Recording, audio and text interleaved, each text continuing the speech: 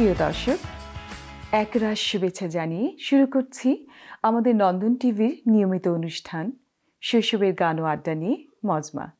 সঙ্গে আছি আমি দিলারা নাহার বাবু। আজ আমাদের স্টুডিওতে আমাদের আমন্ত্রণে এখানে এসেছেন এই শহরেরই একজন অত্যন্ত জনপ্রিয় তরুণ সঙ্গীত শিল্পী তারকা।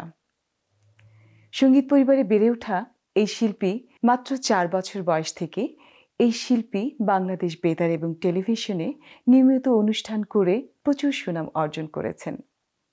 মা রুবেদা ইউসুফ একজন স্বনাম খ্যাত গীতিকার। শিল্পীর সঙ্গীতের প্রতি প্রথম প্রেম তার মার কাছ থেকেই পাওয়া। সঙ্গীতকে ভালোবেসে সঙ্গীতের হাত ধরে অনেক দূর এগিয়ে এসেছেন এই অল্প বয়সেই। তিনটি অ্যালবাম বের করে ফেলেছেন ইতিমধ্যে। প্রচুর গান গাচ্ছেন মঞ্চ এবং টেলিভিশনে। নর্থ আমেরিকার ফোবানা সম্মেলনে বেশ কয়েকবার যোগদান করে বেশ কয়েকটি স্বর্ণপদকও অর্জন করেছেন। কর্মজীবনের এই চৌকস ইঞ্জিনিয়ার সঙ্গীত তার নেশা, তাই এই সঙ্গীতের মাধুর্যকে এই প্রবাসী এবং এই প্রজন্মের মাঝে বিলিয়ে দেবার জন্য সুরবিতান নামে একটি সঙ্গীত শিক্ষা কেন্দ্র গড়ে তুলেছেন তার নিজ বাসভবনেই। আজ এই শিল্পী আমাদের এই স্টুডিওতে আমাদের আমন্ত্রণে এসেছেন। তিনি হচ্ছেন রুবেন ইউসুফ। রুবেন, ধন্যবাদ তোমাকে আমাদের এই আমন্ত্রণে, এই আমাদের অনুষ্ঠানে আসার জন্য। কেমন লাগছে তোমার? আমার তো খুবই ভালো লাগছে। আপু, আপনি কেমন আছেন? থ্যাংক ইউ, খুব ভালো আছি। তোমার রেজিউমেতে দেখলাম তুমি একজন মাল্টি ভোকালিস্ট, একজন গিটারিস্ট, একজন কিবোর্ডিস্ট, একজন music composer, instructor, sound engineer, poet. I just wanted to say, wow, really proud of Thank you. you. তো তোমাকে আমি কি চোখে দেখবো আমি জানি না, তুমি সঙ্গীতকে কি চোখে দেখো এইটুকু বলো। সঙ্গীতের বিষয়ে আপনার উত্তরটা আমি একটু গানের মাঝে দিই। আচ্ছা, দারুণ। শত ব্যথা দুঃখ হাসি মুখে ভুলি, আজ আমি গানের জন্য সঙ্গীত আমার জীবন মরণ, সঙ্গীত আমার সব। শত ব্যথা দুঃখ হাসি মুখে ভুলি, আজ আমি গানের জন্য সঙ্গীত আমার জীবন মরণ, সঙ্গীত আমার স্বপ্ন। শিশুকালে মা শোনাতো ঘুম পাড়ানি গান, আমায় দিত সুরে সাধনা নিত আহ্বান।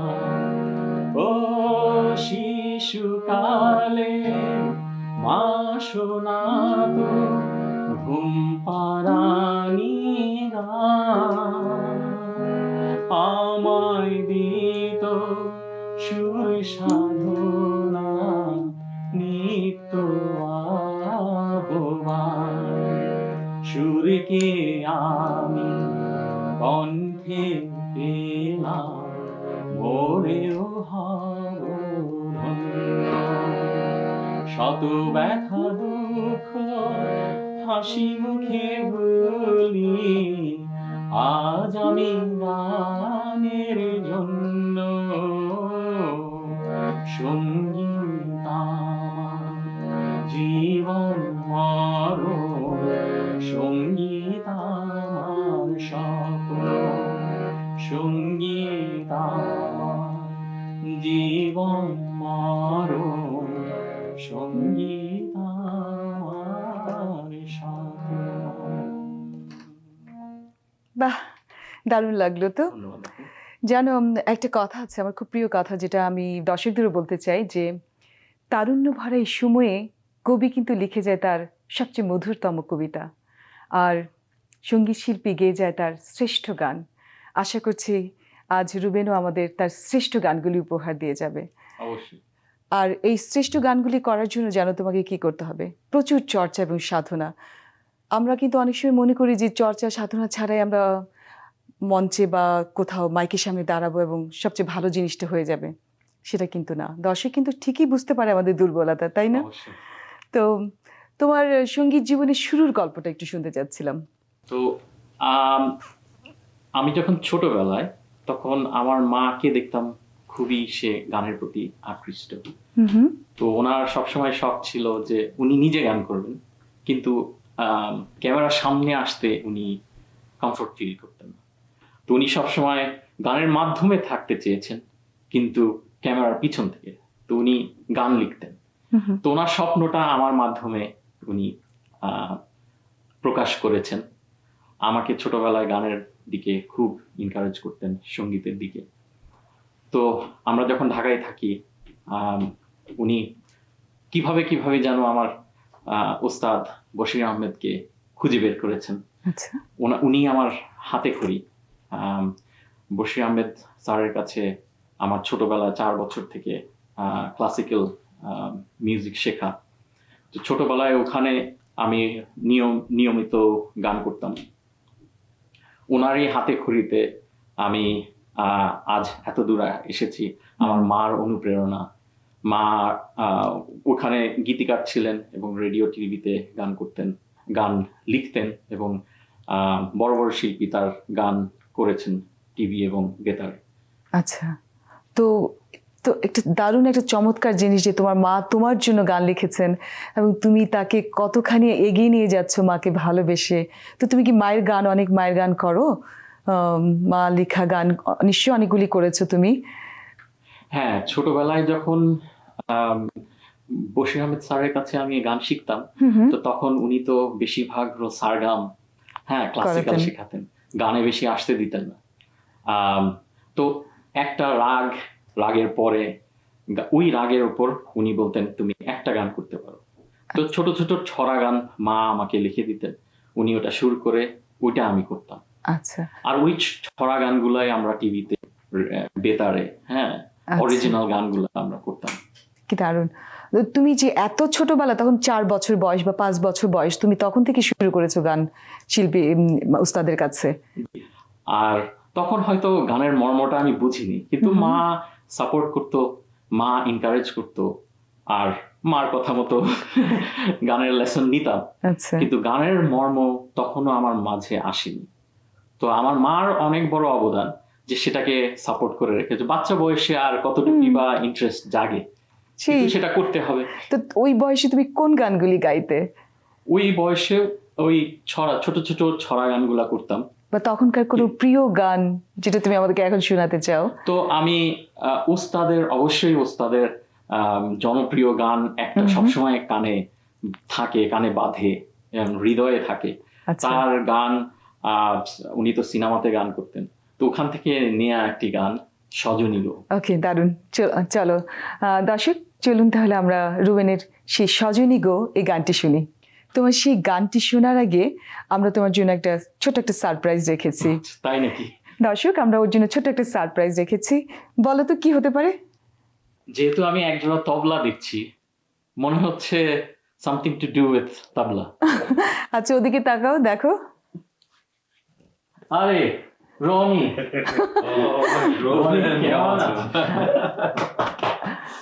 Very nice to see you. চলে এলাম। দর্শক, এ হচ্ছে রনি পালমার, আমাদের এই শহরের একজন তুখোড় তবলাবাদক এবং আমার অত্যন্ত প্রিয় ছোট একজন ভাই। ওর তবলার ব্যঞ্জনায় প্রতিটি গান এবং সুর হয়ে ওঠে আরো মধুময়। আজ রুবেন তোমার সঙ্গে রনিকে আনার কারণটাই হচ্ছে তোমার গানকে আমরা আরো বেশি করে এনজয় করব, আরো মধুময় করে তুলবে ও, সেই জন্য। তো রনিকে একটা ধন্যবাদ দাও। প্রথমে আপনাকে ধন্যবাদ অশেষ আচ্ছা, এই সারপ্রাইজটার জন্য। আর রনি, তোমাকে তো অলওয়েজ আর কি ধন্যবাদ দিতে হবে, এই জন্যই তো আমরা বন্ধু, তাই না? হ্যাঁ। সেটাই, অবশ্যই। তো রনি, তোমাকেও অজস্র ধন্যবাদ আমাদের আমন্ত্রণে এই মজমায় আসার জন্য। চলো আমরা তাহলে রুবেনের সেই প্রিয় গানটি শুনি এবং তোমার তবলার আওয়াজ দিয়ে।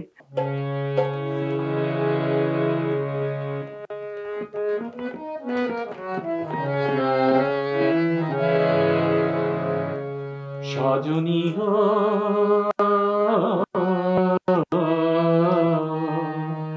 ভালোবেসে এত জ্বালা কেন বলো না, এত জ্বালা কেন বলো না, ভালোবেসে এত জ্বালা কেন বলো না, বুঝি আমি নেশা নেশা, মনে জাগে কি নেশা, বুকেতে জলে কামনা, সজনী গো ভালোবেসে এত জ্বালা কেন বলো না, ভালোবেসে এত জ্বালা কেন বলো না, ভালোবেসে এত জ্বালা কেন বলো না। বাহ, ভালোবেসে আশ মেটে না, না? আমার আরো ভালোবাসা চাই, অন্তরাত্মা চাই, ভালোবাসা না পাওয়ার জন্য তৃষ্ণা বেড়ে যায় প্রতিদিন। এরকম এরকম গান কবিতা শুনলে কেমন যে ভালো লাগে না, যে দূর থেকে তোমাকে দেখলে বুক পেতে দিই না, কি বলো রনি? ভালোবাসা, তো সেই ভালোবাসাটা কবে থেকে শুরু হয়েছিল তোমার? ভালোবাসা তো সৃষ্টির পরের থেকেই ভালোবাসা, হৃদয় যেদিন থেকে আম, জন্ম হয় সেদিন থেকেই আমাদের ভালোবাসার বীজটা কিন্তু গেঁথে থাকে। ও হ্যাঁ, আচ্ছা। সেটার ফলটা আসে পরে। রনি, তুমি তো তোমার বন্ধু নিশ্চয়ই অনেক গোপন প্রেমের অনেক তথ্য জানো। আচ্ছা বলো তো, কি কি তথ্য গোপন আছে, লুকিয়ে আছে? অনেক অনেক কিছু। শুধু আপাতত একটা দিয়ে শুরু করি। সেটা হচ্ছে বেশ অনেকদিন পরে ওর বাসায় গেলাম, খাবার দাবার হলো, সবকিছু হলো। নিচে গিয়ে আমি তো ওর অ্যারেঞ্জমেন্ট দেখে খুবই অবাক। গানের প্রতি ওর যে ভালোবাসা এত, মানে আমি বলবো এটা বোধহয় সবচেয়ে বেশি সোফার আমার দেখা মতে। আর কি নেই ওর বাসায়, সবই আছে। তার মানে কি ওই খাওয়ার প্রেম, গানের প্রেম, এই প্রেম? আপাতত গানের প্রেম, আচ্ছা তারপর না হয় পরেরটা যাবো। আপাতত এখানেই থাক, না হয়। আচ্ছা রুবেন, তুমি তো খুব ছোটবেলা থেকে গান শিখলে একদম, এবং শুনেছি তুমি অনেক ছোটবেলায় চলে এসেছো এই কানাডায়। তো কোন ক্লাস পর্যন্ত তুমি বাংলাদেশে পড়েছিলে? আমি যখন ক্লাস 5-এ পড়ি, হুম হুম। 5-এ মাত্র উঠলাম, তখনই আমার বাবার ট্রান্সফার হয় কানাডাতে। আচ্ছা তো ওই সবাই আমরা পরিবারবর্গ চলে আসলাম কানাডাতে। তো এখানে এসে তখন আস্তে আস্তে গানের প্রতি একটু আমার ইন্টারেস্ট জাগছিল। তো এখানে এসে তো তেমন সুযোগ ছিল না। হুম হুম। উস্তাদকে অনেক মিস করতাম, তার গান শেখানো। এখানে এসে তেমন কোনো সুযোগ ছিল না তালিম নেওয়ার সঙ্গীতের বিষয়ে। তো মার সাথে অনেক সময় গান নিয়ে কথা বলতাম, গান নিয়ে বসতাম। মা অনেক আমাকে গানের ক্যাসেট, তখন তো ওই সময় লেট 80s এর দিকে ক্যাসেট প্লেয়ার ছিল। আচ্ছা। তো মার অনেক বড় কালেকশন ছিল হুম। হারানো দিনের, পুরানো দিনের গান, Wow. বোথ বাংলাদেশি এবং ইন্ডিয়ান বাংলা। আচ্ছা তো ওনার গানের কালেকশন থেকে আমি অনেক সময় শুনতাম, নিজে নিজে গান করার আচ্ছা, চেষ্টা আচ্ছা। করতাম, উঠানোর চেষ্টা করতাম। তো একদিন ক্যাসেট, ওনার অনেকগুলা ক্যাসেটের বান্ডিল নিয়ে আমি বসলাম, বসে একটা একটা করে শুনছি। তো একটা শিল্পীর গান আমাকে খুব আকৃষ্ট করে, তার তার গলা এবং তার আবেগ। ওয়াও, উনি হলেন শ্রদ্ধেয় কিশোর কুমার। ওফ, আমাদের অনেক অনেক প্রিয়। তো ওনার অনেক গান গাইতে তুমি, ওনার সব গুলা গান গাইতে ছোট্টবেলায়? তখন তোমার বয়স কত? তখন আমার বয়স 10 বছরে আসলাম, 10 থেকে 12-র মাঝে আমি ওনার গানটা খুবই শুনতাম। আচ্ছা, ওনার সুর গান তুমি উঠাতে পারলে তোমার কণ্ঠে তখনই আমি চেষ্টা করতাম ওনার আচ্ছা। সুরগুলা, ওই নিজে নিজে, কোনো আমার ওস্তাদ ছিল না, মার অনুপ্রেরণায় আমি চেষ্টা করতাম। আচ্ছা, তো এবং ওনার গলার আবেগটা আমাকে খুবই টানতো। টানতো। তো কিশোর কুমারের আমরা কি একটা প্রিয় গান শুনবো? অবশ্যই চেষ্টা করবো আর কি। আচ্ছা অবশ্যই, চলো। ওনার যে গানটা শুনে আমি খুব এক্সাইটেড হয়ে গেলাম যে এই গানটা তুলবো। দারুণ। তাহলে ওনার গাওয়া সিনেমাতে করা ফিল্মের গান হুম। পৃথিবী বদলে গেছে। ওয়াও, চলো তাহলে শুনি।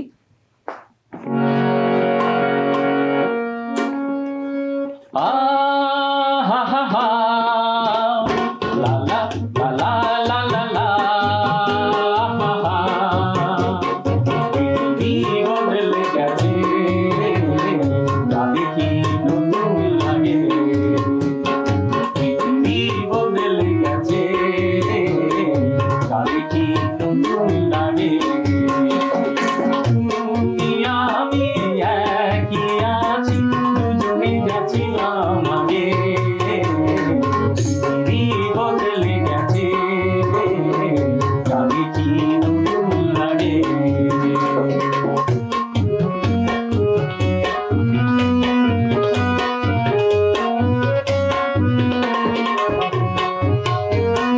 সময় চিরদিন শুধু বয়ে যায় থেমে সে তো থাকে না পৃথিবী বদলে গেছে যা দেখি নতুন লাগে তুমি আমি একই আছি দুজনে গেছিলাম আগে পৃথিবী বদলে গেছে যা দেখি নতুন লাগে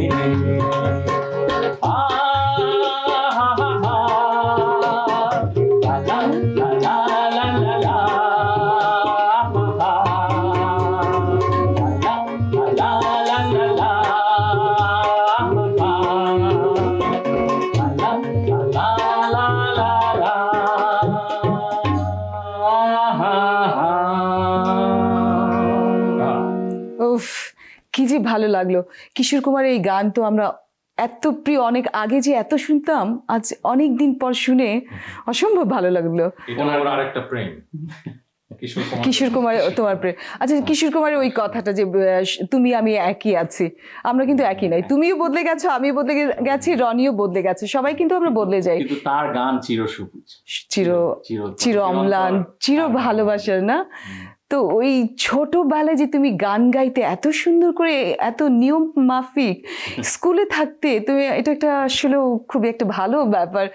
যেই বয়সে আমরা স্কুল কলেজে থাকতে না সবাই কিছু না কিছু খারাপ কাজ করতাম, হয় স্কুল পালিয়ে মুভি দেখতে যেতাম। রনি, তুমি কি করতা? আমার তো ক্লাস বাদ দিয়ে ক্যান্টিনে বসে থাকতাম। আর আমি কি করতাম জানো, আমার ফ্রেন্ডরা মিলে স্টুডিওতে গিয়ে পয়সা চুরি করে, আম্মার পয়সা চুরি করে স্টুডিওতে গিয়ে ছবি তুলতাম। আর ওই ছবি তোলাটার আনন্দ যে কি আনন্দ, সেটা বলে আমি এখনো ভুলতে পারবো না। ওই ছবি কিন্তু কোথায় হারিয়ে গেছে জানিও না। তো তোমার সেই রকম কোনো প্রিয় কোনো ঘটনা আছে ওই সময়, স্কুলের সময়? তো ওই সময় আমরা যখন আমি এবং আমার মা গান নিয়ে কথা বলতাম, তো আমরা খুঁজে বেড়াতাম যে একটা উস্তাদ, হ্যাঁ, গানের একটা ফর্মাল কোনো ট্রেনিং কানাডায় এসে খুঁজতাম। তো আমরা তখন মন্ট্রিয়ালে থাকি। তো মন্ট্রিয়ালে অনেক খোঁজার পর একটা নজরুল গীতি শিল্পী, শ্রদ্ধেয় নাহিদ চৌধুরী, তো ওনার কাছে আমি কিছুদিন নজরুল গীতি এবং রবীন্দ্রসঙ্গীত শিখতাম। দর্শক, নিচ্ছি ছোট্ট একটি বিরতি। বিরতির পর ফিরে আসবো আবারও আমাদের মজমায়, সঙ্গেই থাকুন।